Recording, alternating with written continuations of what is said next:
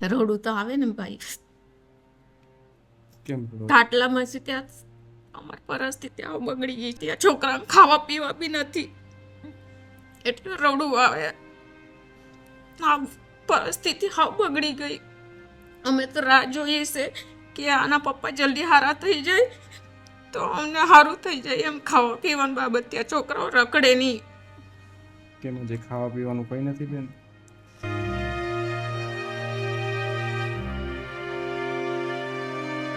બેન હાલમાં શું શું તકલીફ પડે છે? હમણાં તો હાલમાં ભાઈ અમે તો એ જ રાહ જોઈએ છે કે એમને કસરત માટે પૈસા મળી જાય ને તો કસરત ચાલુ કરાવી દઈએ એટલે જલ્દી ઊભા થઈ જાય ખાટલામાંથી. એમ જ્યારે દાખલ થયા હતા ને તો સગાવાળા પાસેથી પૈસા તો અમે લીધા, કોઈ 50 દીધા, કોઈ 40 દીધા, પણ એ અમારે દેવાના. પછી એ અમારે 3 લાખ થઈ ગયા છે દેનું.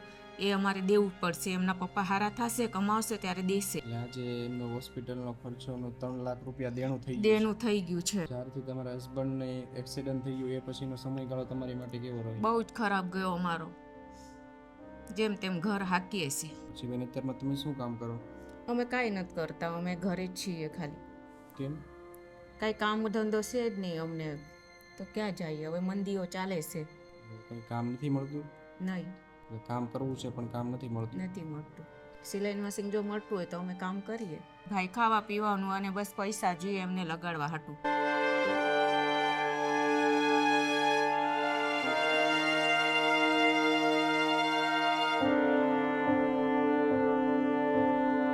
તો બેન તમારે જે પણ રાશન જોતું હતું એ બધું આવી ગયું? હા, આવી ગયું. કેવું લાગે છે હવે? હવે સારું લાગે છે. હવે જમવામાં તકલીફ નહીં પડે ને બેન? નહીં. અને બેન આજની આ રાશન કીટ છે ખાસ બટુકભાઈ કાનજીભાઈ પરમાર અને મધુબેન બટુકભાઈ પરમાર તરફથી તમને મોકલવામાં આવી છે, તો તમે એમને શું કહેશો? એમને ધન્યવાદ કહીએ છીએ અમે. એમનો ખૂબ આભાર કે અમને આટલી સહાય કરી, અમને આટલી મદદ કરી. ખૂબ ખૂબ આભાર તમારો. બટુકભાઈ કાનજીભાઈ પરમાર અને મધુબેન બટુકભાઈ પરમાર, તમારો ખૂબ ખૂબ આભાર કે તમે આજે આ પરિવારને મદદરૂપ થયા છો, કે આજે એ પરિવારને જમવામાં તકલીફ પડતી હતી એ તકલીફ હવે નહીં પડે. તો બસ ભગવાન તમને સ્વસ્થ અને નિરોગી રાખે અને બસ હંમેશને માટે આ જરૂરિયાતમંદ નિરાધાર લોકોની મદદ કરતા રહેજો.